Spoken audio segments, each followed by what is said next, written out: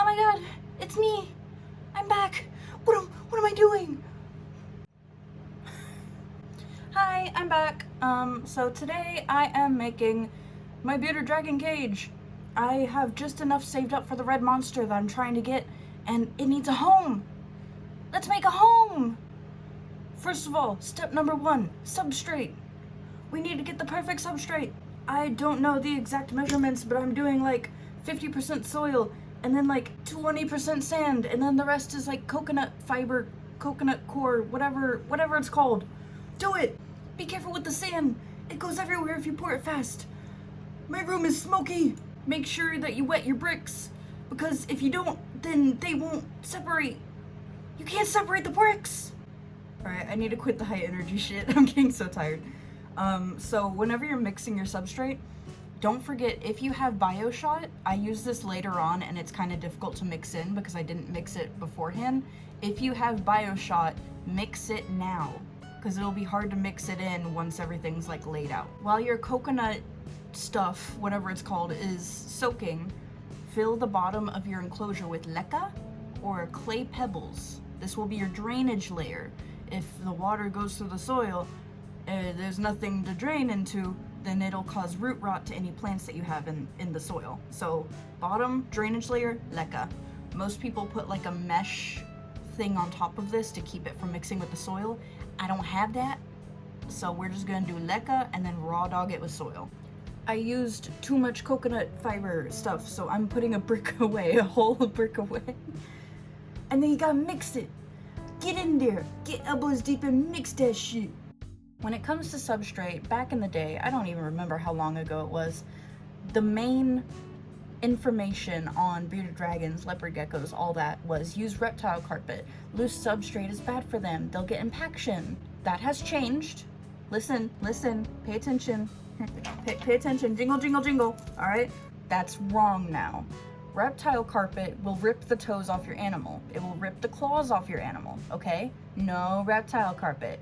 It also very easily collects bacteria because I know y'all aren't washing it every week. Impaction can be easily avoided as long as the animal is eating well, isn't sick at all, and if you're feeding from dishes. Hence why I have 3 different bowls in that cage. If your if your pet, animal, whatever, has a neurological issue or special needs in any way, I would suggest paper towels. Don't do a bioactive, but do paper towels. Still do not use reptile carpet. If you use reptile carpet, I'm coming after you personally, okay?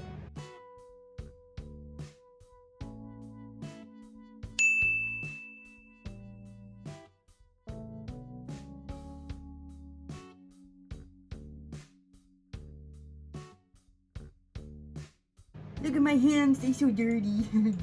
dirty hands.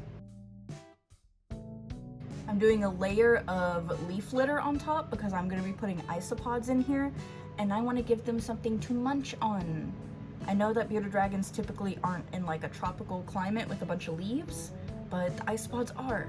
And yeah, you can't see it, but oh, succulents. You can't see it, but the supplies are literally all across my room. There's no room to walk.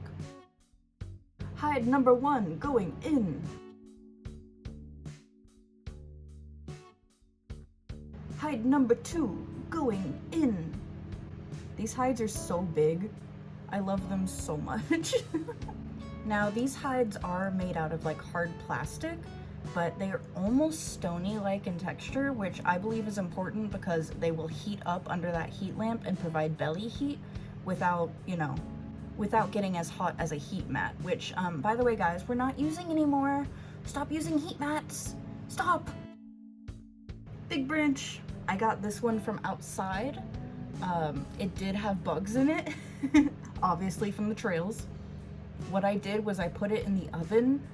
I think for a total of 2 hours. I put the oven at 250 degrees and I checked it every 10 minutes for 2 hours.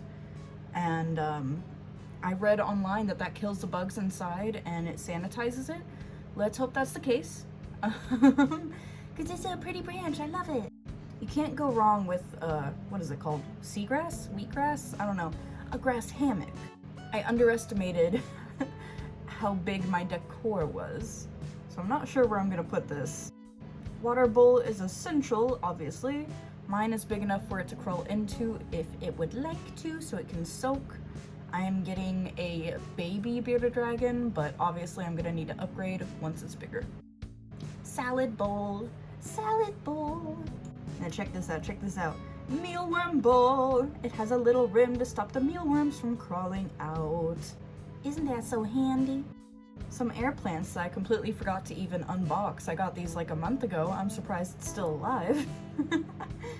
This is me pouring in the bio shot and realizing that I'm gonna have to mix with my hands again. I don't think it mixed very well, but we can't all be perfect, okay? Don't forget your thermometers. This one is a thermometer and humidity gauge. You cannot see it, but just underneath the screen on the top, I also have another one on the other side, so this would make a a thermometer on each side of the cage for the cool side and the hot side. Sticks, stick, stick, stick. Bearded dragons love to climb, so I put in more sticks.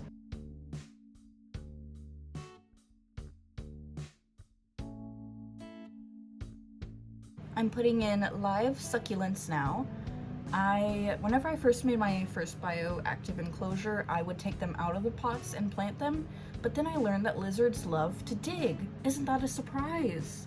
So now I just dig a hole in the substrate and put the whole pot in there. That way even if the foliage gets messed up, the roots will still be safe. Your lizards will ruin the aesthetic.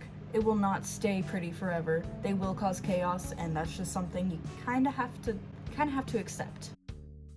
Air plants.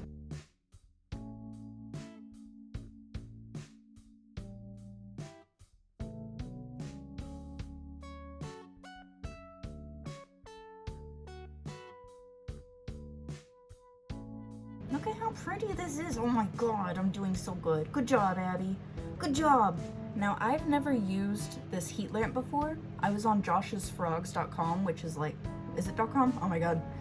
Link in the bio. I was on Josh's Frogs website, and for the Bearded Dragon kit, he recommended getting a solar glow lamp that has the UVB and the heat lamp in one. That's not something I've ever done before, but I trust Josh's Frogs with my life. So we'll see how this goes. It also says to get a wire cage lamp. Do not get a metal dome lamp. So I'm not sure why, but you know, I'm a good girl. I listen. Oh yeah, how pretty it is. Oh my goodness. Now this is bioactive. I'm gonna add some mealworm beetles into this cage so that way they can breed and do their own little thing. It will hopefully provide some enrichment for the bearded dragon if he sees little guys scuttling around. But of course I will also be providing the bearded dragon with bugs to eat in the bowl. But this will just keep it a bit more lively and give him that sense of hunting if he wants it. He, she, I don't know yet. I guess I completely forgot the footage of putting the isopods in, but I added the dairy cow isopods. Usually you want powder orange or I believe powder blue isopods, but Xanthics, it's my theme. So I have these dairy cows in here. Look how pretty it is. Everything's so pretty. Now what I'm doing with my dairy cows is controversial, I guess. I have a separate tank for all my dairy cows, and I of course am trying to keep up with the aesthetic of Xanthics, black and white. My dairy cows prefer around 80% humidity. Bearded dragons prefer around 40% humidity because they are a desert species. So on the cold side of the tank, I'm going to have one of the hides thoroughly moistened for the dairy cows, and so that the bearded dragon has somewhere to easily, be able to shed easier. But the important part is not getting the whole tank up too high in humidity, if that makes sense. That's why I have the humidity gauge. So I would very strongly suggest powder oranges or powder blues. Powder oranges themselves they prefer like around 50%, and that is just 10% higher than the 40 for bearded dragons. Most closed containers get up to 50% humidity, no problem, even with a lot of ventilation. So I strongly suggest, besties, powder oranges. Do powder oranges. This is my favorite bioactive tank I've ever made. Of course, I've only made 2. I am so proud of this bioactive enclosure. It was a lot of fun to make. I think for all the supplies I spent, oh goodness, probably $400? No, $500. Only $500, thankfully. It is a 40-gallon front opening tank. You saw the giant crack in it. I got that from Facebook Marketplace, and then all of the other supplies I got from Amazon. Fuck Jeff Bezos, but like, your girl poor. Your girl's been saving for this for a year. I hope you liked this video. I hope it was helpful in seeing how to set up a bioactive enclosure, and the bearded dragon will be coming soon. I promise, and I will definitely do an unboxing because it's a red monster.